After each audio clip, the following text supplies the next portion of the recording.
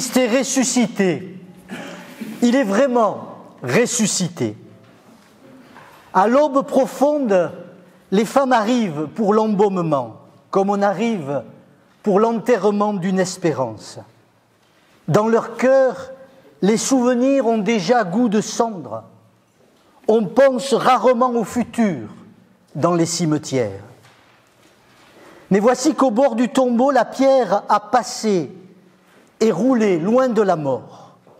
Dans le roc de leurs larmes, une faille s'ouvre dont elles ne savent d'abord que faire. Il faut du temps pour apprivoiser la résurrection. Et c'est alors qu'au plus profond de leur nuit, une parole neuve éclaire les rejoint. La fin devient un commencement. La vie leur ouvre un demain. Seigneur, toi qui te tiens au seuil de nos tombeaux où nous nous enfermons, donne-nous de déposer à terre les fioles de notre désespérance. Que ta parole réveille en nous aujourd'hui ce qui est retenu dans la mort.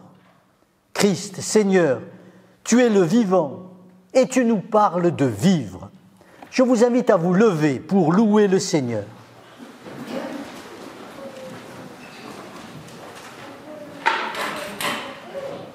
Nous ne sommes que des femmes et des hommes de chair et de sang, de souffle et de néant, herbes desséchées, ombres fugitives, fleurs qui se fanent, ignorant de la vérité, vidées de droiture.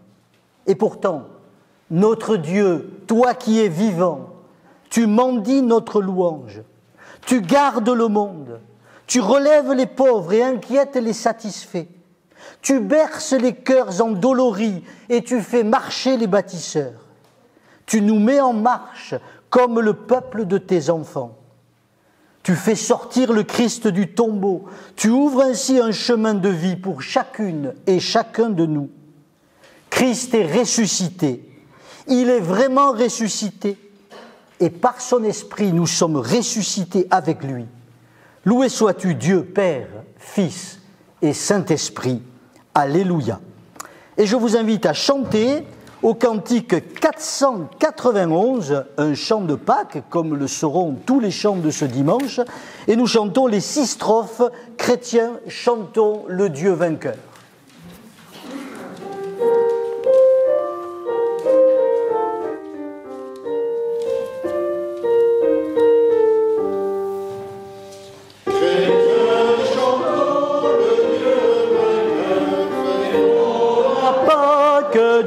Seigneur, acclamons-le d'un même cœur. Alléluia. De son tombeau, Jésus surgit. Il nous délivre de la nuit et dans nos cœurs le jour à lui. Alléluia. Nouveau Moïse ouvrant les eaux, il sauve vainqueur de son tombeau.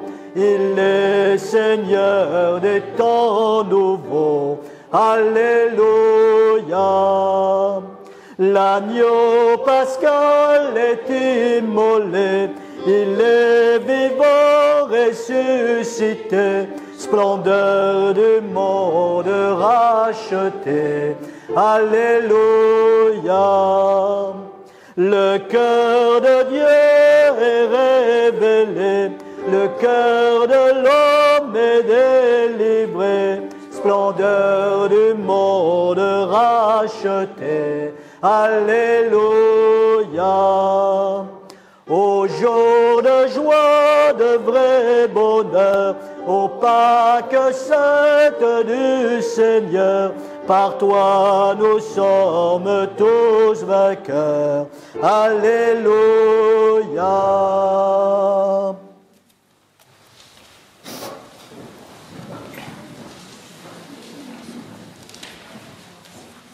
Nous écoutons la volonté de Dieu.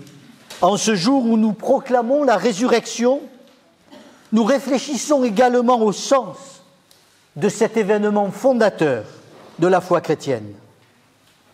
Dans l'annonce de la résurrection de Jésus de Nazareth, il y a un élément étonnant, le tombeau vide. On cherchait un mort à vénérer, un maître à embaumer, un seigneur à conserver, et on trouve un espace vide, ouvert sur la lumière de l'aurore. La bonne nouvelle de Pâques, c'est une absence, quand même. On aurait aimé le toucher, s'imprégner de son passage lumineux à travers la mort. Et il n'y a personne. Et voici la bonne nouvelle. Voici le signe qui nous est donné. Tout commence par l'absence de Jésus ressuscité et par l'invitation pressante à le chercher ailleurs. Il n'est plus ici. Il vous précède. Vous le verrez ailleurs. C'est donc que désormais Jésus-Christ et Dieu vivant nous précèdent là où nous vivons. Que sa parole continue à courir là où nous souffrons. Qu'il est là-bas en avant, là où nous aimons, là où nous luttons. Qu'il marche devant, comme quelqu'un qui fait signe en nous disant « Venez, il y a de la lumière par ici. Venez vers moi, la mort est vaincue. Venez, par ici, il y a la vie. » Il nous attend toujours plus loin et il nous surprend quand on ne l'attend plus. Il nous rejoint sur tous les chemins, comme à Emmaüs, mais c'est toujours pour disparaître et nous faire signe plus loin. C'est ainsi que Jésus nous apprend à avancer. Je vous invite à chanter la première strophe du cantique 497 que je vous inviterai à garder ouvert, puisque nous chanterons ensuite la seconde. Strophe 1 du 497, nous restons assis.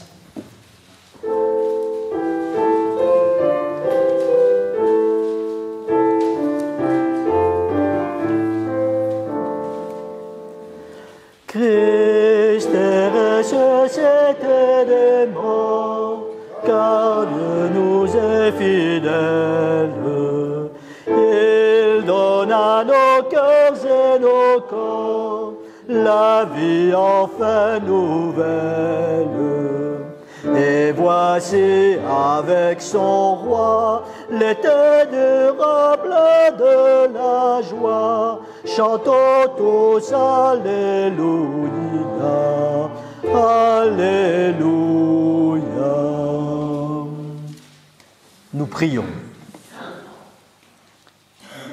À nous qui sommes trop souvent tentés de baisser les bras devant les difficultés, découragés, fatigués devant l'échec. À nous qui sommes là de nous battre, angoissés par la peur de ne pas réussir. Redis-nous, Seigneur, aussi souvent qu'il le faudra, je suis le Dieu des vivants. À nous qui sommes trop souvent enfermés dans l'incrédulité, repliés sur nous-mêmes, loin des autres, prisonniers de ce mal étrange qui fait que nous faisons ce que nous ne voulons pas et que nous ne faisons pas ce que nous voulons. À nous qui sommes dans les ténèbres et le brouillard, redis-nous aussi souvent qu'il le faudra, je suis le Dieu des vivants. À nous qui sommes si lents à croire que nos mains et nos cœurs peuvent s'ouvrir, que nos vies peuvent se dépouiller pour faire place aux autres, à nous qui manquons de force et de courage pour vivre comme tes enfants, redis-nous, Seigneur, aussi souvent qu'il le faudra, je suis le Dieu qui a ramené le Christ d'entre les morts, je suis le Dieu des vivants. Amen. Et je vous invite à vous lever pour recevoir les paroles du pardon. Frères et sœurs, chers amis, voici la parole qui justifie notre vie. Ne dis pas en ton cœur qui montera au ciel, car le Christ descend pour te donner son pardon et sa paix. Ne dis pas qui descendra dans l'abîme de ma vie, car le Christ est remonté d'entre les morts pour te faire passer de la mort à la vie. Voici tout près de toi, dans ta bouche et dans ton cœur, surgit cette parole qui nous dit maintenant que l'amour de Dieu est un amour inconditionnel qui nous redresse, nous guérit et nous fait vivre. Aujourd'hui, qu'aucun d'entre nous ne reparte sans avoir éprouvé au plus profond de lui-même la douceur, la force de ce pardon du Dieu de la vie. Alléluia. Et je vous invite à chanter la seconde strophe du 497. Et on chantera aussi, si on veut, la troisième. Soyons généreux. Il efface à tous nos péchés par sa mort en silence. À tous les siens il vient montrer l'éclat de sa puissance. Terre et cieux, il faut chanter la force de sa vérité. Chantons tous Alléluia, Alléluia. Il vient pour nous donner le pain, le vin, la grâce. Prendre les hommes par la main, sa droite est notre place. Nous chantons sa royauté, nous chanterons l'éternité. Chantons tous Alléluia, Alléluia.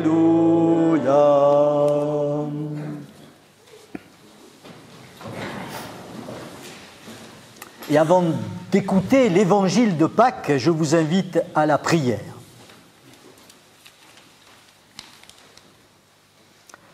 Ô notre Dieu, tu es un Dieu étonnant, car tu n'es pas là où nous te cherchons. Nous t'attendons comme un roi puissant, et puis voici que tu viens comme le plus humble des hommes. Nous pensons pouvoir t'enfermer dans nos savoirs, nos croyances ou même dans nos doutes.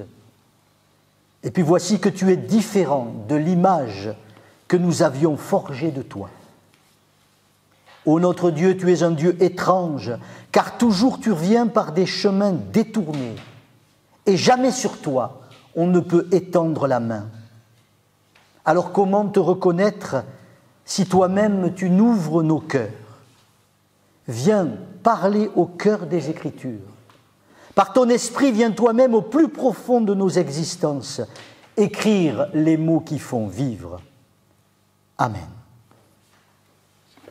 Et nous écoutons maintenant l'évangile de ce jour.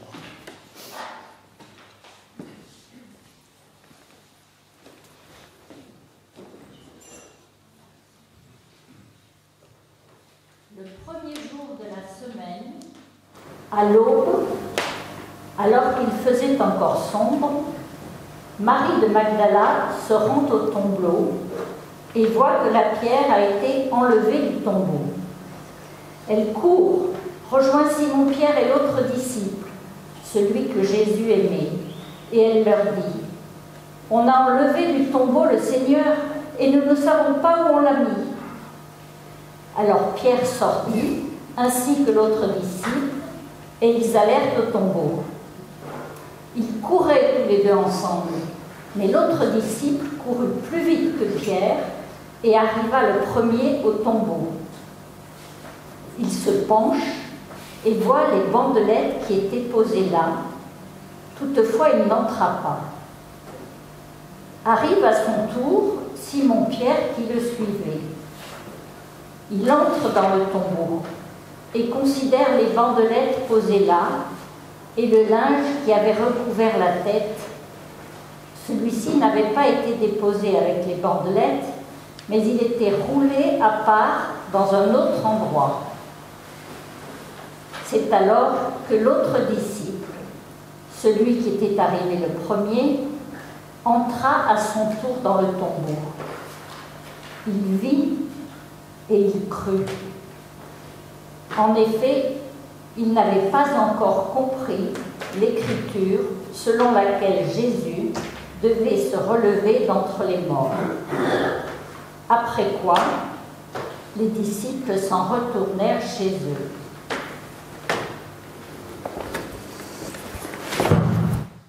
Je vous invite à chanter au cantique 483. Nous chantons les 3 strophes du cantique 483. Jésus sort de la tombe, nous nous levons pour chanter.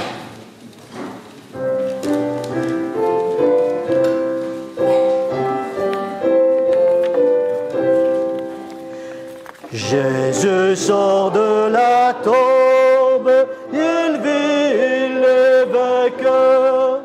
Enfin la mort succombe devant le seul Seigneur. Chrétiens, chantons sa gloire, célébrons sa grandeur. Saluons la victoire du Christ libérateur. Pourrions-nous craindre encore le sommeil du tombeau? La mort et l'aurore, un jour clair et nouveau. Christ est la délivrance, le seul consolateur. Triomphant assurance pour qui croit au Sauveur.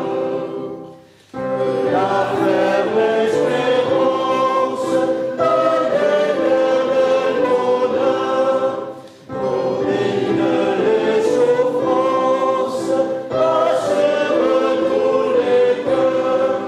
Et qu'à la dernière heure, Jésus soit notre appui, car son amour demeure et nous garde avec lui.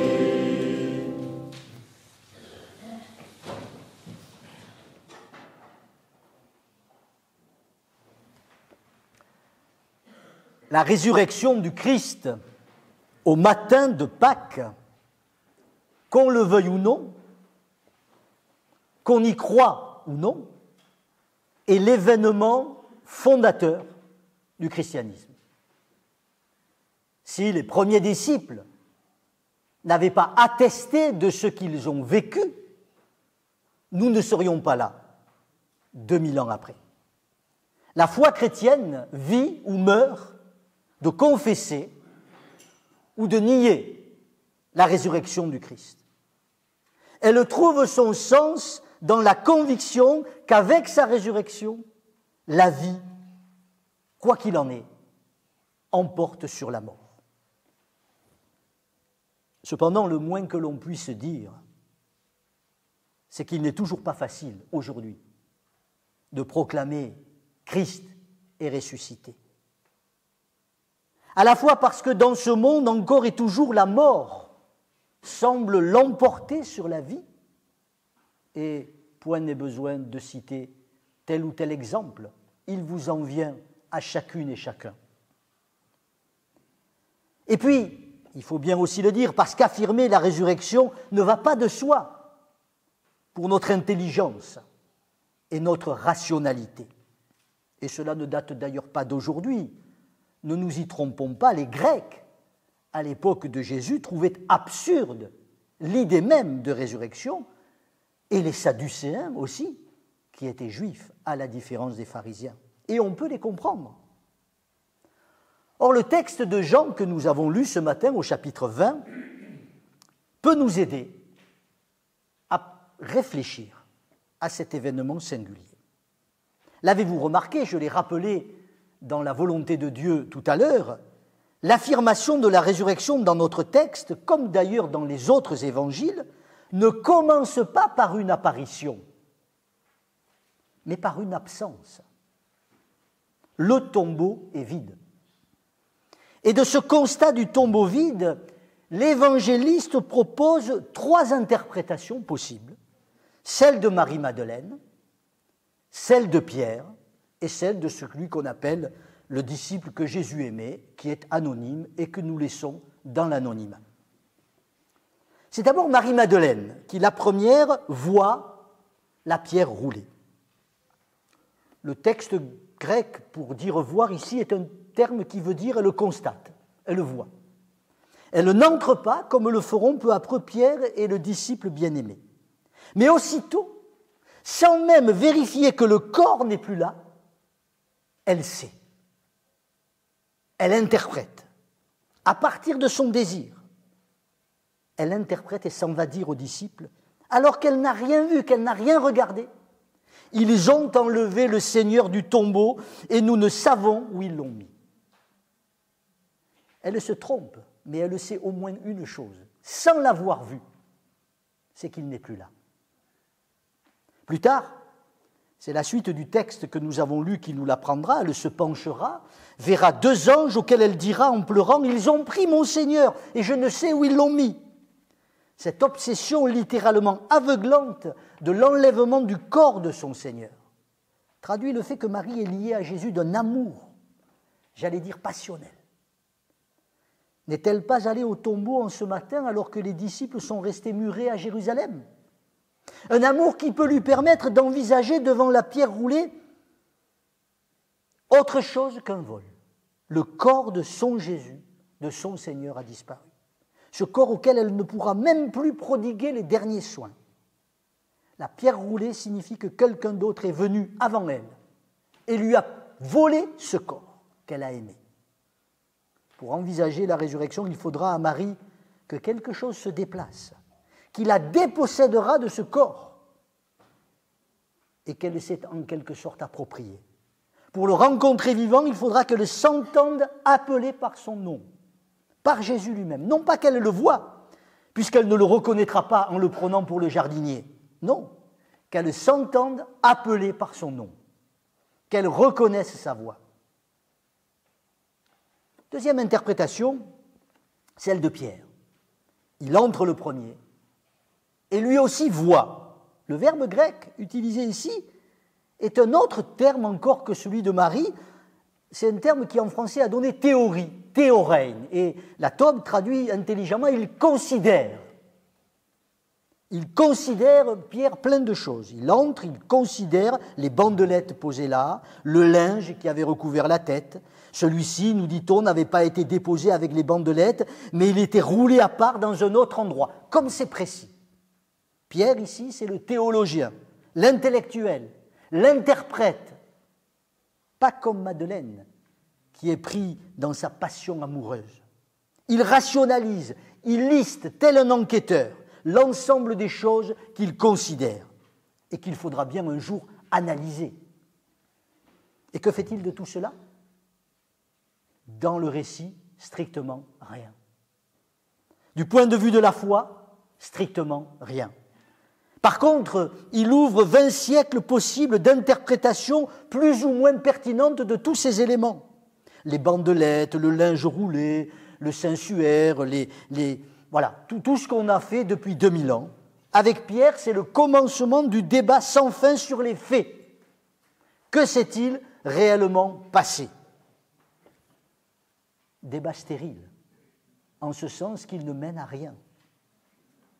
Point n'est besoin d'en dire plus, et d'ailleurs l'Évangile reste silencieux. Sinon, dire ceci, chaque fois que nous posons la question du comment cela a-t-il bien pu se passer ? Que restait-il donc dans ce tombeau ? Qui a roulé la pierre ? Et quelle que soit la réponse que nous apportons, c'est possible parce qu'il y a eu miracle, ou ce n'est pas possible parce que les miracles n'existent pas. Oui, chaque fois que nous considérons les choses avec notre seule raison, et loin de moi l'idée de penser que la raison n'est pas importante, mais chaque fois que nous considérons cet événement avec notre seule raison, nous faisons fausse route du point de vue de la foi. Parce que du point de vue de la raison, la résurrection du Christ est une folie. Elle met notre raison devant l'impossibilité de comprendre. Ce n'est donc pas de ce point de vue-là qu'il nous faut aborder la résurrection.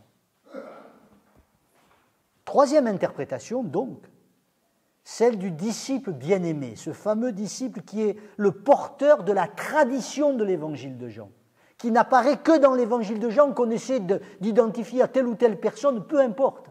Il est celui qui, dans l'évangile de Jean, est assis sur le sein de Jésus au dernier repas, comme Jésus lui-même est assis dans le prologue, dans le sein du Père.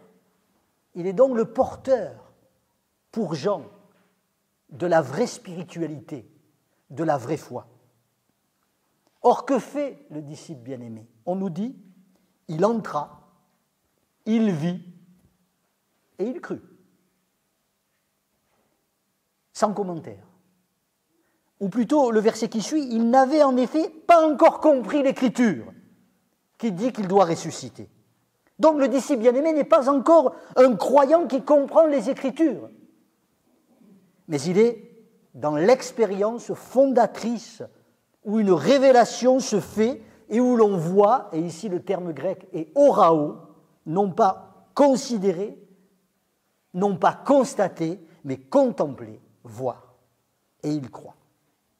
Il voit quoi?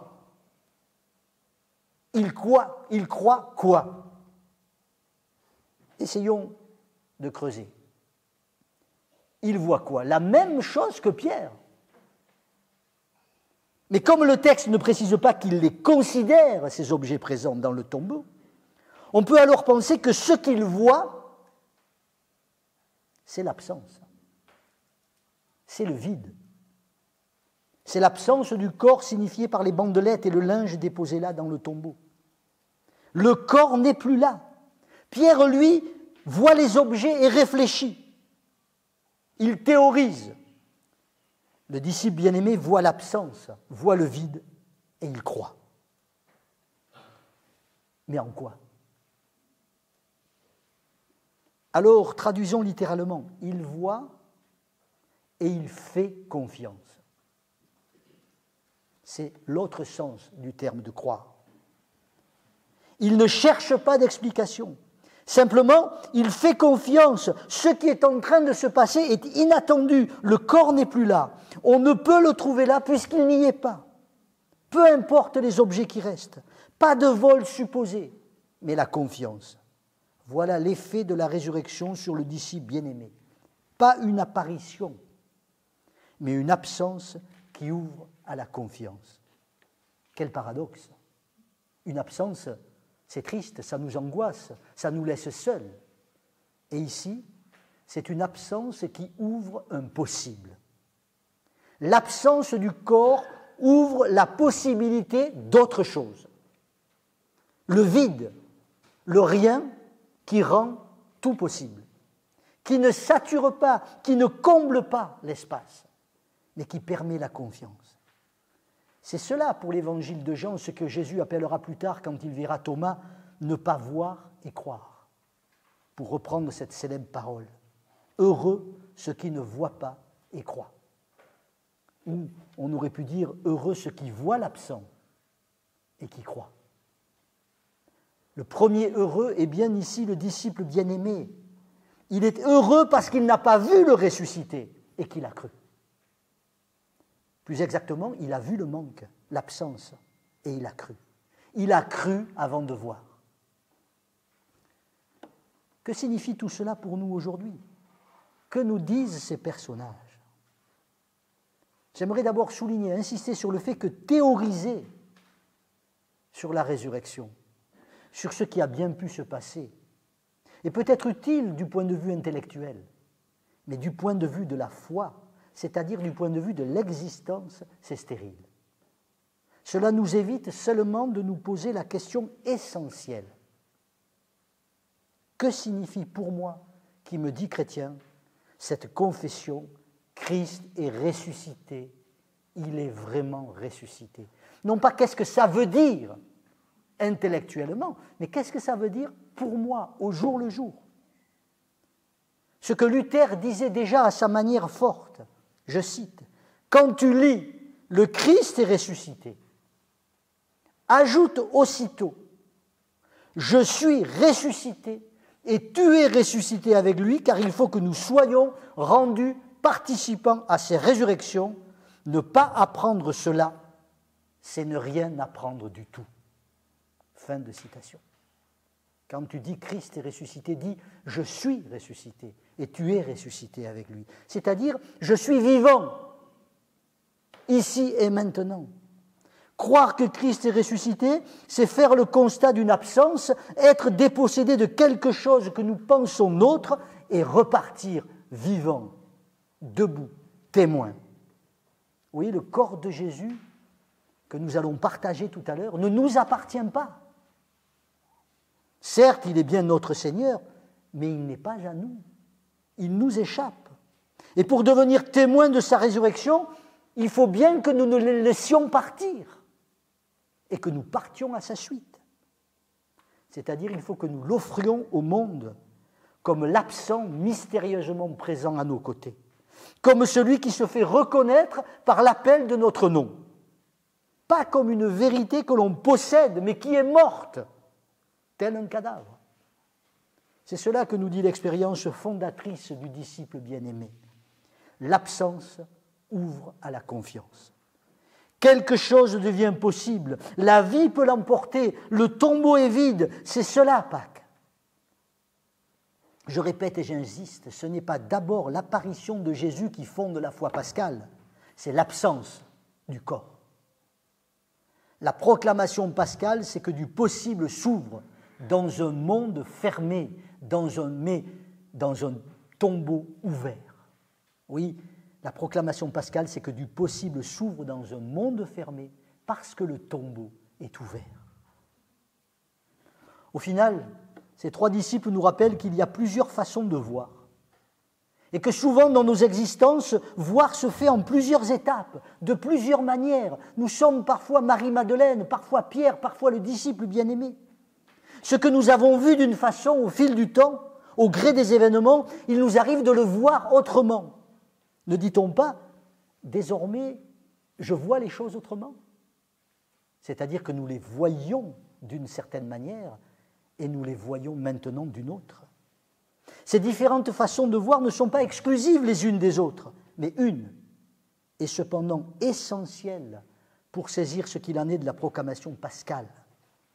Croire en la résurrection, c'est entrer dans le tombeau, entrer dans nos tombeaux, dans nos vies qui sont mortes, et voir qu'il n'est plus là. Voir les bandelettes et le linge dans lequel le corps du crucifié était enveloppé, et croire qu'il n'est plus là. Que Dieu est allé jusqu'au bout de l'humanité, c'est-à-dire de la mort, pour être le Dieu de la vie. Le disciple voit et croit, il voit les signes de la mort, et réinterprète cette mort comme présence de Dieu à tout jamais au milieu des hommes.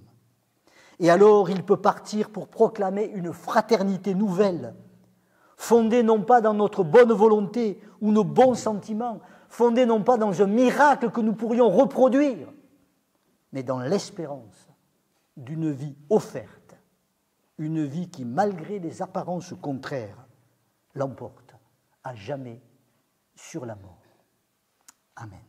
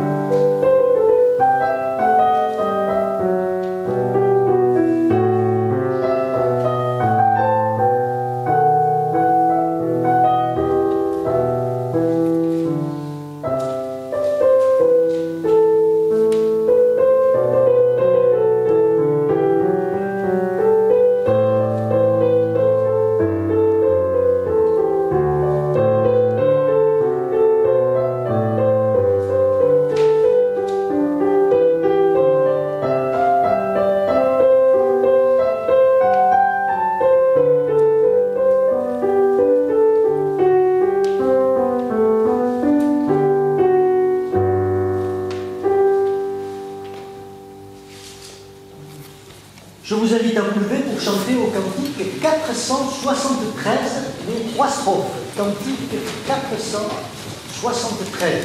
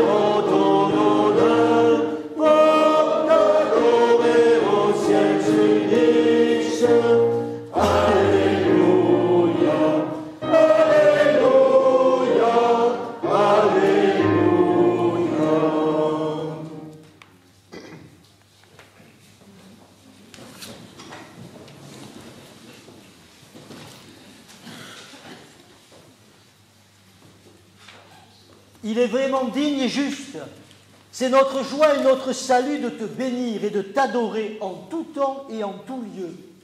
Père d'infinie majesté, en Christ tu as créé toutes choses dans les cieux et sur la terre.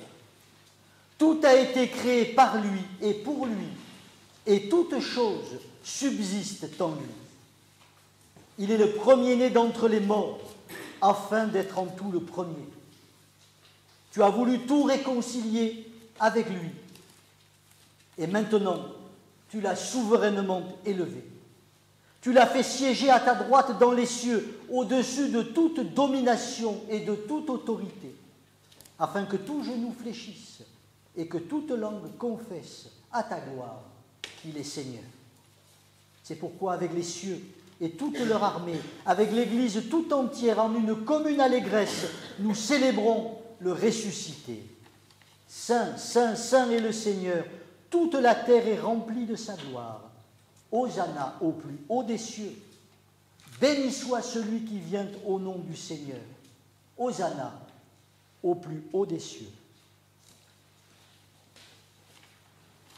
Le Seigneur Jésus, dans la nuit où il fut livré, prit du pain, et après avoir rendu grâce, le rompit et dit : ceci est mon corps, qui est livré pour vous. Faites ceci en mémoire de moi. De même, après le souper, il prit la coupe et dit : cette coupe est la nouvelle alliance en mon sang. Faites ceci en mémoire de moi toutes les fois que vous en boirez. Car toutes les fois que vous mangez ce pain et que vous buvez cette coupe, vous proclamez la mort du Seigneur jusqu'à ce qu'il vienne. Prions Dieu. Père saint et juste, en célébrant ici le sacrifice unique et parfait, offert une fois pour toutes sur la croix par notre Seigneur Jésus-Christ, dans la joie de sa résurrection et l'attente de sa venue, nous nous offrons nous-mêmes à toi. Toi qui connais les cœurs, purifie-nous et renouvelle en nous ton pardon et ta grâce. Fais-nous vivre de la vie du ressuscité, qu'il demeure en nous et nous en lui.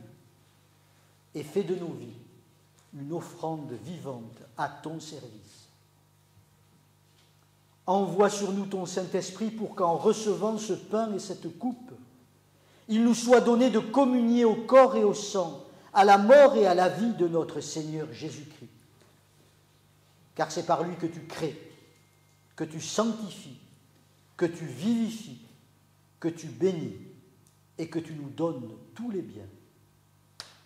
Et comme les épis jadis épars dans les campagnes, et comme les grappes autrefois dispersées sur les collines sont maintenant réunies sur cette table, dans ce pain et dans ce vin, qu'ainsi, Seigneur, toute ton Église soit bientôt rassemblée des extrémités de la terre dans ton royaume. Maranatha, viens Seigneur Jésus, viens bientôt. Amen. Et je vous invite à chanter au cantique 581, les 2 strophes, « Pars-nous pour cette fête », je vous invite à vous lever.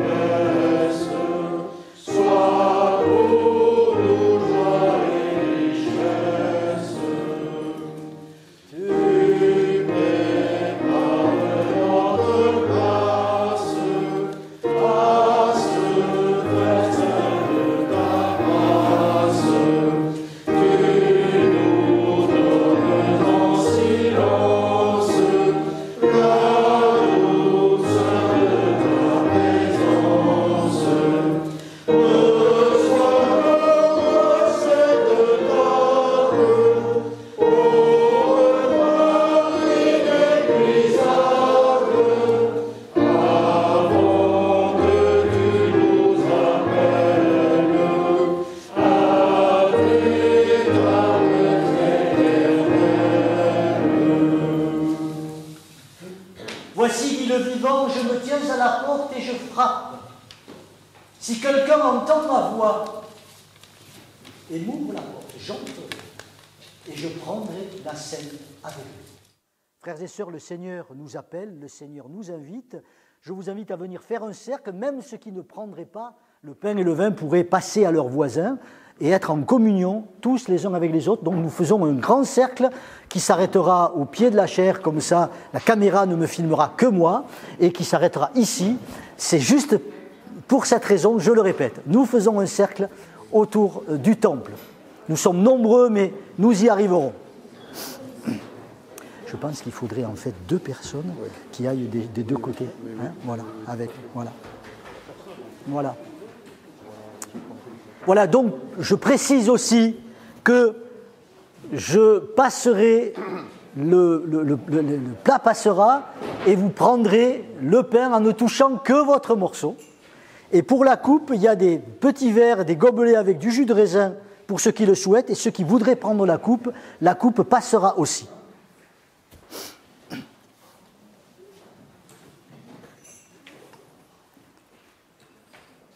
Le pain que nous rompons est le corps de notre Seigneur Jésus-Christ rompu pour la vie du monde.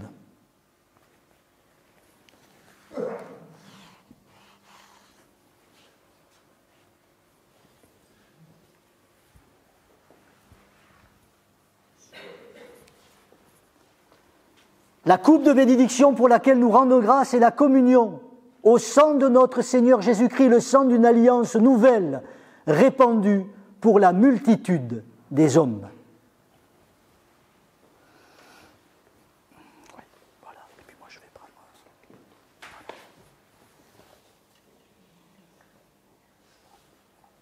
de ce côté.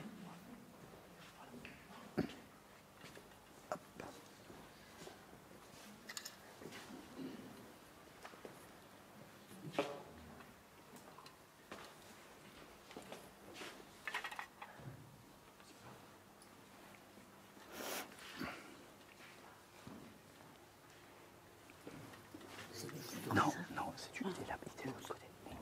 On la mettra. Si, on la mettra.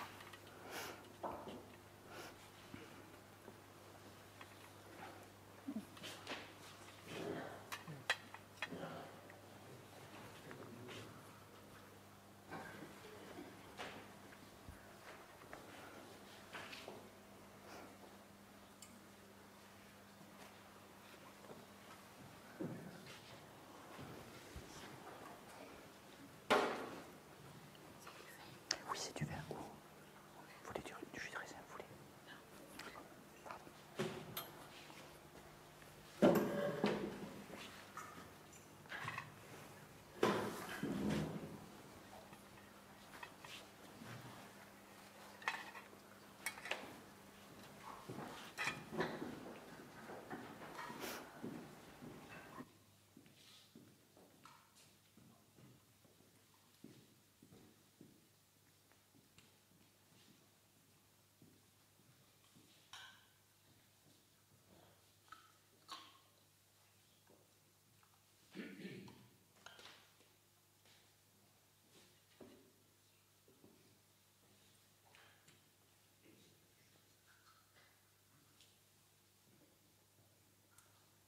Je vous invite à chanter à toi la gloire.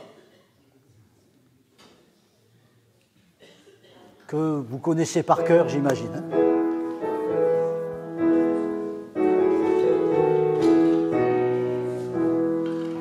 À toi la gloire, ô ressuscité. À toi la victoire pour l'éternité. Brillant de lumière, l'ange est descendu. Il roule la pierre du tombeau vaincu. À toi la gloire, ô ressuscité. À toi la victoire pour l'éternité.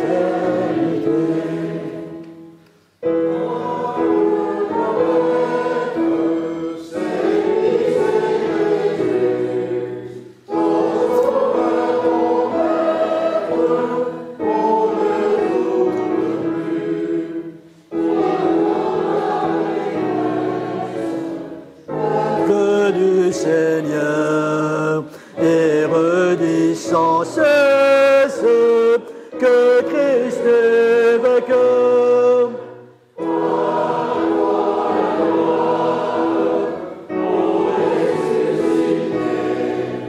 À toi la victoire pour l'éternité. Craindrai-je encore? Il vit à jamais, mon lit que j'adore, le prince de paix. Il est ma victoire, mon puissant soutien, ma vie et ma gloire. Non, je ne crains rien. À toi la gloire, ô ressuscité. À toi la victoire pour l'éternité. Nous te remercions, Père, pour le repas que nous avons pris ensemble. Accorde-nous de vivre de cette nourriture, de te célébrer toujours avec joie et d'être ainsi témoins de Jésus-Christ. Amen. Je vous invite à regagner vos places.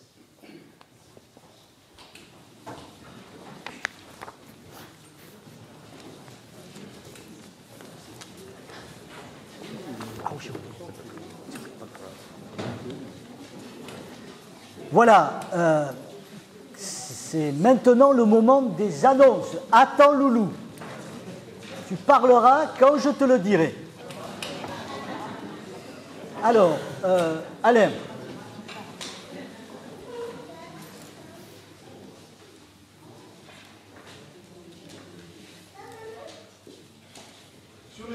Sur les feuilles d'annonce, vous avez quelques dates à retenir, une correction à apporter pour le mercredi 20 avril, puisque le partage public des prières qui a lieu ici, d'habitude à 16h, aura lieu exceptionnellement à 16h30, le mercredi 20.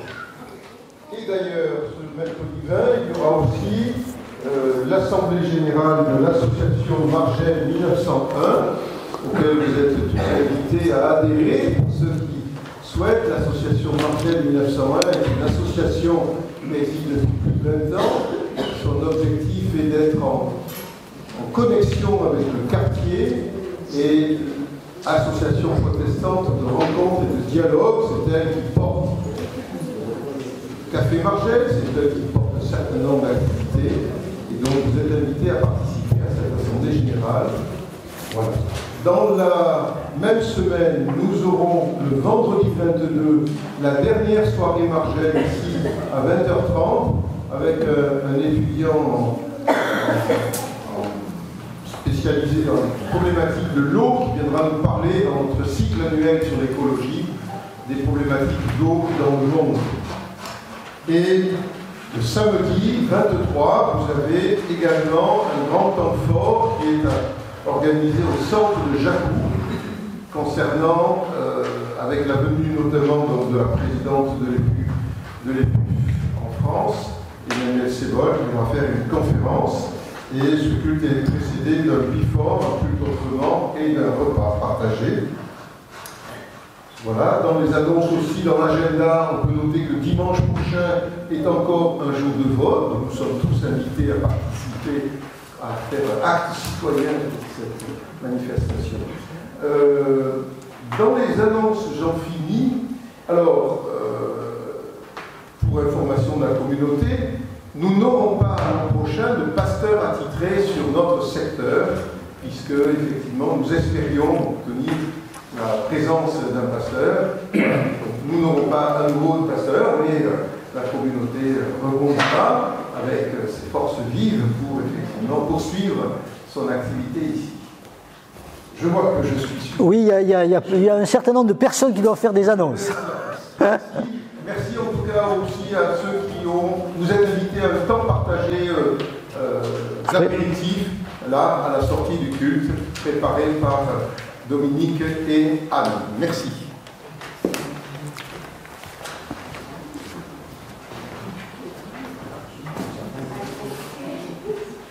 L'association des amis de l'écologie protestante. Plus fort.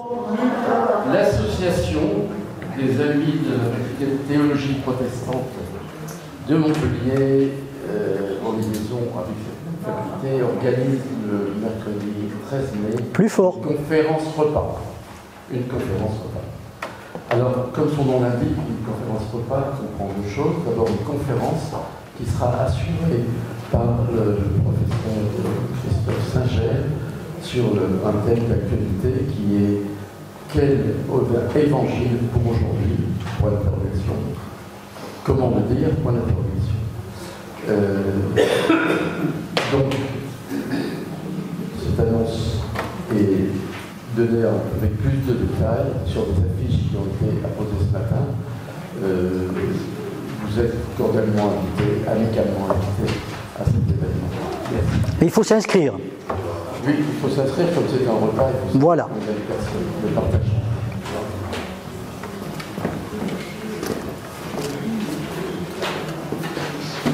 Bonjour. Donc, je dois vous parler aujourd'hui d'un événement à la Margelle, qui est ce projet de rénovation de la cuisine de la Margelle, qui était porté par la commission des travaux de l'UPUMA. bien c'est aujourd'hui chose faite, malgré une gestation de plusieurs années.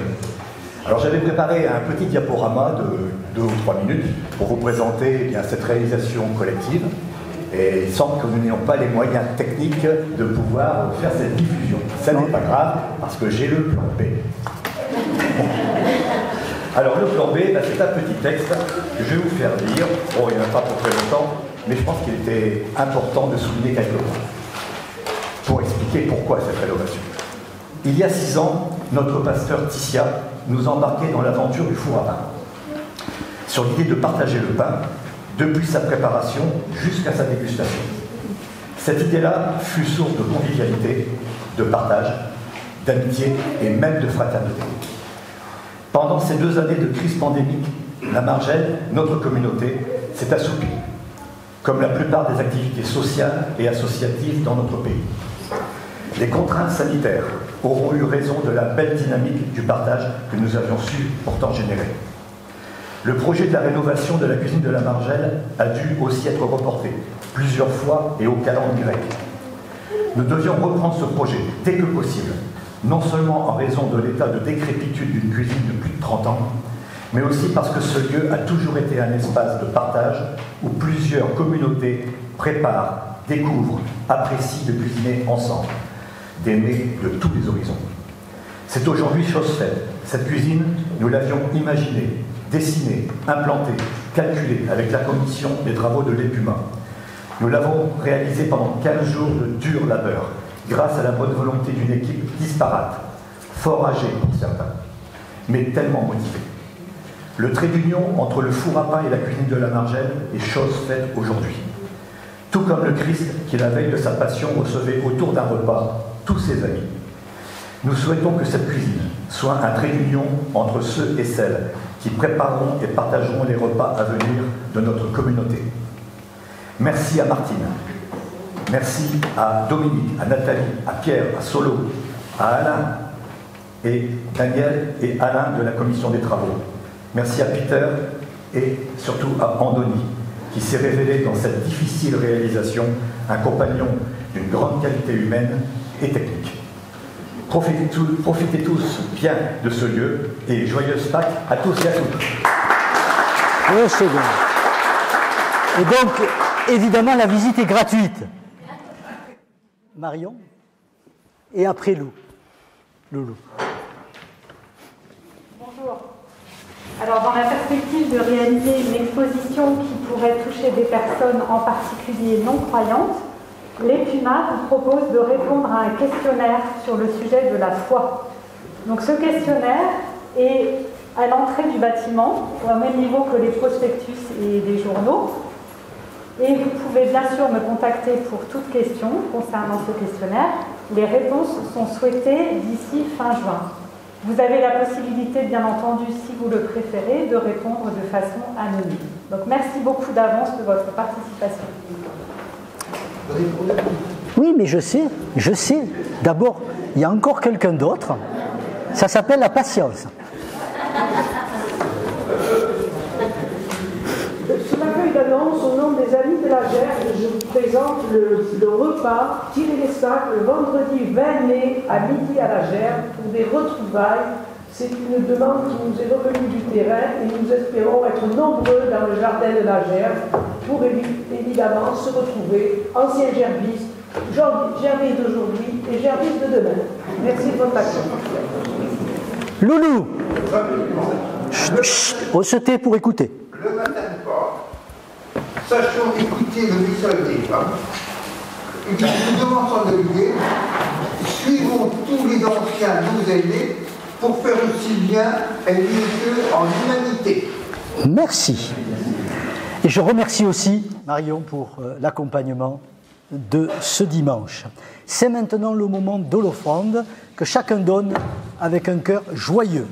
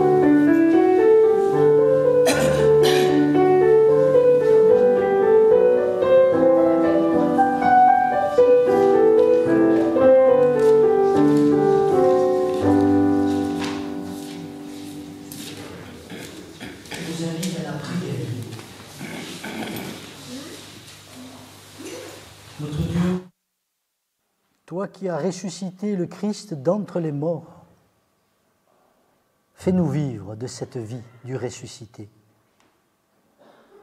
Que nous soyons témoins dans ce monde qui souffre de tant de maux, de la vie imprenable qui vient de toi. Nous te présentons ces pays où sévit la guerre, la persécution, la misère, tous ces peuples qui n'en peuvent plus de souffrir. Que nous soyons des artisans de paix, des artisans de vie, des artisans de réconciliation. Pour cela, Seigneur, prends pitié de ton Église, soutiens-la, soutiens ses pasteurs, ses conseillers presbytéraux, ses paroissiens. Nous te prions pour les Pumas et chacun des secteurs de cette ville, de cette agglomération. Nous te prions les uns pour les autres et nous te présentons maintenant dans le secret de nos cœurs ce que nous portons avec nous.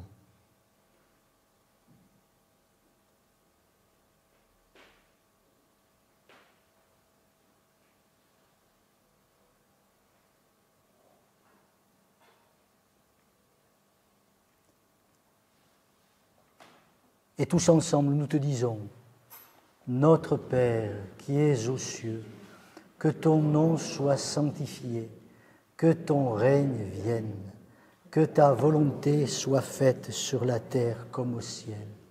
Donne-nous aujourd'hui notre pain de ce jour. Pardonne-nous nos offenses, comme nous pardonnons aussi à ceux qui nous ont offensés. Et ne nous laisse pas entrer en tentation, mais délivre-nous du mal, car c'est à toi qu'appartiennent le règne, la puissance et la gloire, au siècle des siècles. Amen. Je vous invite à vous lever pour recevoir la bénédiction, après quoi nous chanterons le 475 et, à la demande de Solo, pendant 30 secondes, nous nous rasserons pour écouter la musique de sortie, de telle manière que ça puisse être enregistré sans bruit sur la caméra, et après nous pourrons sortir. Je te loue de me surprendre quand je suis habitué. Je te loue d'être un Dieu vivant qui se met en quête de l'homme, non pas un Dieu qui demeure, mais un Dieu qui vient. Je te loue d'être le chemin, la brèche, le moteur de mon existence. Dieu vivant, tu es vivifiant. Mon frère, ma sœur, sache-le, au fond de ta nuit, au seuil de la mort, le Seigneur te bénit et te garde. Il tourne sa face vers toi et t'accorde sa grâce. En tout temps, de toute manière, le ressuscité te donne la paix. Amen. Nous chantons le 475, les 3 strophes et pas les 4 parce que j'avais inversé par rapport à l'autre. Voilà, donc 475, les 3 strophes.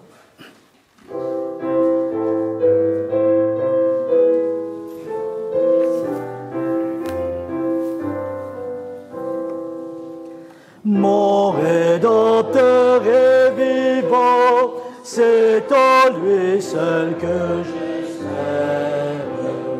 La mort le tenait gisant dans les craintes de la terre. Mais Dieu reste le plus fort, Jésus a vaincu la mort. Je